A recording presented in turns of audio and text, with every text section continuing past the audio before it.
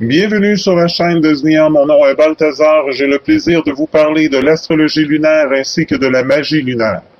Astrologiquement, 2015 est une année stupéfiante. Ces événements astrologiques ont une raison d'être, car une extraordinaire transition est en train de se produire.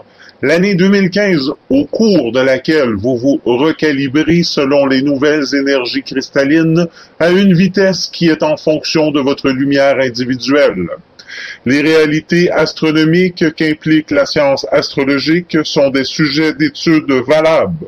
C'est une science dans sa forme la plus pure, mais l'interprétation juste est un art spirituel qui requiert, comme c'est le cas de toute science, une étude vraiment assidue.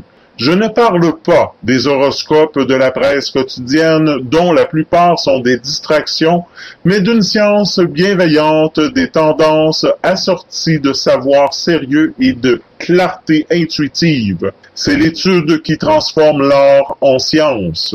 Les figures astronomiques ne suffisent pas à révéler l'ampleur des changements, mais elles fournissent le modèle et la matrice des codes d'amélioration à insérer, et ceux-ci accompagnent les équinoxes, les solstices, les éruptions solaires et surtout les éclipses que nous verrons entre autres la semaine prochaine. Aucune de ces puissants événements astraux n'a qu'un seul aspect. Cet équinoxe est plein de yin et de yang, une image parfaite de la dualité. Et il se trouve de nombreux outils à saisir par le chercheur attentif pour en faire bon usage. Les codes des émissions solaires et des éclipses ne contiennent pas que de l'impulsion de faire surgir les énergies non résolues. Il en est aussi qui apporte les outils pour passer à l'acte. Il a ce qu'on peut appeler des paquets d'énergie, comme on dit dans les jeux vidéo, qui peuvent être absorbés et vous renforcer. Il y a des codes de courage et d'inspiration pour vous permettre non seulement de surmonter les intensités, mais aussi de triompher à un niveau supérieur. Il contient les outils de l'amélioration et le changement de l'humanité. La transition en tant qu'espèce humaine s'accomplira d'abord à un niveau individuel en incarnant le changement. Et c'est là votre rôle, incarner le changement. Le soleil baigne la terre et l'humanité de nouveaux rayons bienveillants. Des étincelles de savoir cristallin allument des phares éclatants. La terre fourmille de nouveaux codes, de nouveaux énergies et commence à exercer sa matrice dimensionnelle élargie. C'est certainement intense de l'adrénaline cosmique. Et donc, avec cette intensité planétaire, il est impératif que chacun d'entre vous conserve une enveloppe de l'aura intacte afin d'éviter les courts-circuits énergétiques. Jupiter et Saturne, ces deux planètes sont actuellement rétrogrades et Mercure n'est redevenu direct que récemment, en début mars, et l'effet de sa rétrogradation se fait encore sentir. Mais ne croyez pas que les rétrogradations sont entièrement négatives, car elles offrent des potentiels de concentration. Les rétrogradations en cours sont des magnifiques occasions d'examiner le but de sa vie et de ses relations. Il s'y ajoute des téléchargements du soleil et des éclipses qui apportent de la force pour faire face aux problèmes qui doivent être traités et donner lieu à réajustement. Et vous êtes en plein dedans. Il y a des guerres, des soulèvements et des manifestations qui s'amplifient jusqu'au point de rupture. Et même si certains d'entre vous ne font pas l'expérience directe de ces problèmes et ne les voient qu'au bulletin d'information, vous pouvez néanmoins prendre une part active à leur résolution en vous concentrant sur le plus grand bien et en les co-créant. Vous pouvez acquitter de ce qui est à votre portée dans la résolution de ce qui vous touche et dans l'aide apportée à ce qui vous entoure. Au lieu d'être découragé par ce qui vous semble une décadence, agissez dans la transition. Soyez l'alchimiste qui transmute le plomb en or. La vérité est que ces événements astraux, ce cocktail électromagnétique cristallin, accomplissent exactement ce qu'ils sont censés faire. L'essentiel est de rester dans un état d'équilibre, de faire ce que vous pouvez pour améliorer, de vivre une vie meilleure, de vous concentrer sur le plus grand bien. Pour ce qui est de cette journée d'équinoxe, il est un véritable jour de l'an, au point de vue astrologique, et donne à chacun d'entre nous des facilités pour faire naître de nouveaux projets sans attendre dans leur mise en œuvre. Vous verrez éclore certaines de vos aspirations les plus intimes grâce à des facilités que vous trouverez sur votre chemin. Le destin vous tend des perches indéniablement porteuses de succès. Des portes s'ouvrent, mais il s'agit d'agir pour lancer ces changements de façon concrète. Si vous n'avez pas réglé des doutes sur votre propre valeur, cette journée tend à provoquer l'éveil de votre conscience sur ce que vous devez matérialiser grâce à vos dons. L'abandon à certains plaisirs peut vous détourner des responsabilités que vous devez pourtant affronter avec la puissance de votre instinct en pleine ascension durant cette journée. Le défi consiste à égaliser rigueur et stabilité avec satisfaction et aboutissement.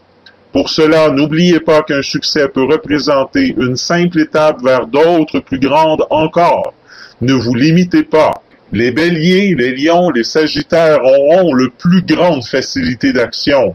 Les gémeaux, les balances, les verseaux remarqueront une recrudescence de leur créativité. Les cancers, scorpions et poissons sortent de leur silence, leur franchise sera efficace. Les taureaux, vierges et capricornes sauront cimenter leurs liens pour faire accepter progressivement leurs idées les plus personnelles. Qu'est-ce qu'une équinoxe?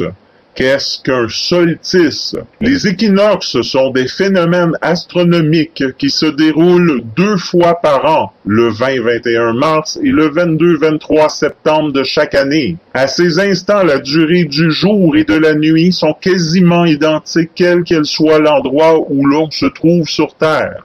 C'est la seule fois où nous sommes presque tous égaux devant le soleil. En effet, à l'équinoxe, les rayons du soleil sont parfaitement perpendiculaires à l'axe de rotation de la Terre. Toutefois, ce n'est qu'à l'équateur que le soleil se trouve exactement au zénith. Pour rappel, l'équinoxe vient du latin equinoxium ou aqueus égale et nox, noxis, nuit. Donc, pour une nuit égale au jour. Dans une année, on distingue 2 équinoxes qui correspondent par convention à l'arrivée du printemps et celle de l'automne. Selon le lieu où l'on habite, les équinoxes annonceront l'arrivée de 2 saisons bien différentes. Entre le 20 et le 21 mars, dans l'hémisphère nord, l'équinoxe du printemps, donc l'arrivée du printemps. Dans l'hémisphère sud, équinoxe d'automne, donc l'arrivée de l'automne. Le 21 au 23 septembre, dans l'hémisphère nord, équinoxe d'automne, donc l'arrivée de l'automne. Dans l'hémisphère sud, équinoxe de printemps, donc l'arrivée du printemps. Les solstices sont aussi des phénomènes astronomiques semestriels, mais qui marquent quant à eux le passage entre 2 autres saisons, du printemps à l'été et de l'automne à l'hiver. Les solstices se caractérisent par la durée d'ensoleillement de la Terre. C'est le moment où le Soleil atteindra, par rapport au plan de l'équateur terrestre, sa position la plus septentrionale, le tropique du Cancer au nord, où il est possible fin juin d'apercevoir le Soleil directement au zénith, ou la plus méridionale, le tropique du Capricorne au sud, où il est possible, cette fois-ci fin décembre, d'apercevoir le Soleil directement au zénith. Ainsi, dans l'hémisphère nord, au solstice d'été, le 21 au 22 juin, ce sera le jour le plus long de l'année, alors qu'au solstice de l'hiver, le 21 et 22 décembre, ce sera le jour le plus court. Selon l'endroit où on se trouve sur Terre, l'hémisphère nord ou sud, les dates de solstice d'hiver et d'été, comme les saisons, sont inversées. À retenir, l'équinoxe marque le passage de la saison du printemps ou de l'automne, même durée entre jour et nuit. Pour ce qui est des solstices, marque le passage de la saison de l'été ou de l'hiver, solstice d'été, jour le plus long, solstice de l'hiver, jour le plus court et nuit la plus longue de l'année. Maintenant, regardons l'influence de la Lune pour chacun des signes cette semaine. Pour les béliers, Cette semaine sera très dynamique. En effet, les astres font créer des circonstances extérieures qui vont vous donner le sentiment de devoir être partout à la fois. Vous aurez du mal à vous isoler. Pas mal de petites urgences devront être traitées rapidement. La puissance de vos désirs tend à simplifier vos raisonnements malgré vous et paradoxalement, vous risquez d'être trop tranchant lorsque vous serez à froid. Pour les taureaux, les influx planétaires dans votre ciel en cette troisième semaine du mois vont vous favoriser des explosions d'espoir, des éveils d'anciennes situations que vous pourrez cette fois vivre différemment. Le quiconque du soleil va faire naître en vous des désirs neufs qui seront extrêmement porteurs, notamment pour transformer votre vie en profondeur au niveau relationnel tout particulièrement. Pour les Gémeaux, le climat est hautement énergisant cette semaine. Vous ne restez pas statique. Vous vous trouvez 1000 changements à mettre en place et ce n'est pas faux. Votre besoin de poser de nouvelles bases à votre vie, plus solides qu'auparavant, vous pousse en avant. Vous allez finir cette semaine sur les genoux si vous n'y prenez pas garde. Des facilités matérielles s'annoncent et relançant vos espoirs de plus belle. Elle vous délivre de contraintes qui freinent votre évolution. Pour les cancers, le carré du soleil à votre signe va cette semaine vous donner le répit nécessaire, car vous entamerez ensuite un cycle de vibration dynamique à votre signe, ce qui sera bien plus remuant à tous les niveaux. Cette semaine va favoriser l'approfondissement de vos liens familiaux et intimes tout naturellement. Vous aurez des facilités à vous mettre à l'écoute des autres. Pour les lions, vous sentez davantage d'aisance dans votre expression cette semaine, et à juste titre, dans tous les domaines, ce sera d'ailleurs votre atout majeur. Les messages circulent sans difficulté, vous osez davantage et cela vous porte chance. Les influx du soleil en sextile à votre signe vous apportent un aplomb supplémentaire tandis que Mercure galvanise votre mental. Pour les vierges, le cours des planètes en votre secteur va vous permettre de vous libérer de la pression intérieure qui vous empêchait d'avoir suffisamment de recul. En effet, vous allez spontanément sortir de votre réserve sans vous poser autant de questions que la semaine dernière.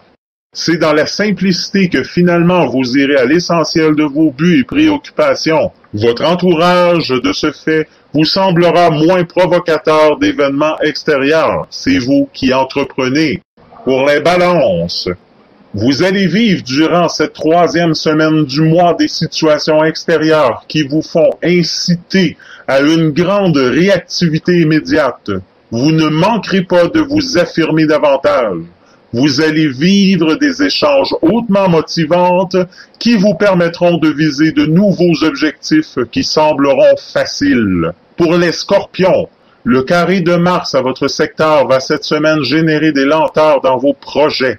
Il y a des retards en vue, des réorientations à prévoir dans vos démarches tout particulièrement. Les influx de Vénus vous poussent à plus de dialogue que d'ordinaire. Notamment au plan affectif, votre entourage vous semblera plus passif, ce qui suscite de l'agacement de votre part. Un puissant besoin de mener vos troupes vous incite à la tyrannie. Pour les Sagittaires, le transit du soleil en sextile à votre signe va vous permettre cette semaine de vous rapprocher de vos valeurs de fond, de renforcer votre bulle, ce qui sera un garant de votre paix intérieure et vous aidera à faire face à des difficultés de communication, notamment en famille. Les influx de Mars vous poussent à explorer les motivations cachées de votre entourage, chose que vous aurez du mal à faire avec tact. Pour les Capricornes, le rythme de votre vie va connaître un ralentissement au niveau de vos activités extérieures. En revanche, vous aurez fort à faire en vous-même. Un impérieux besoin de vous retrancher dans votre intimité se fait sentir et vous pousse à faire des bilans.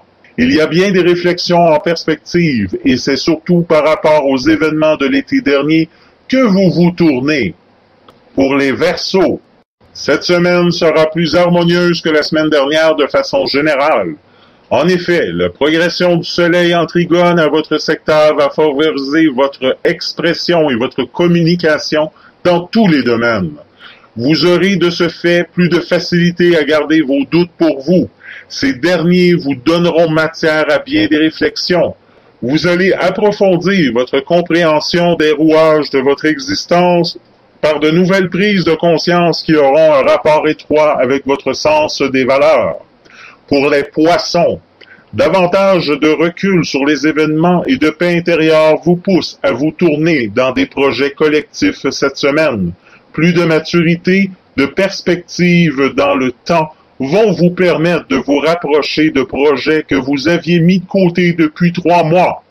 Vous redécouvrez la passion dans l'exercice de votre action qui vous mène au succès. Sur ce, je vous souhaite une excellente semaine et je vous dis à la semaine prochaine. Attention, la personne que nous sommes appelés à devenir, en fait, à intégrer complètement nos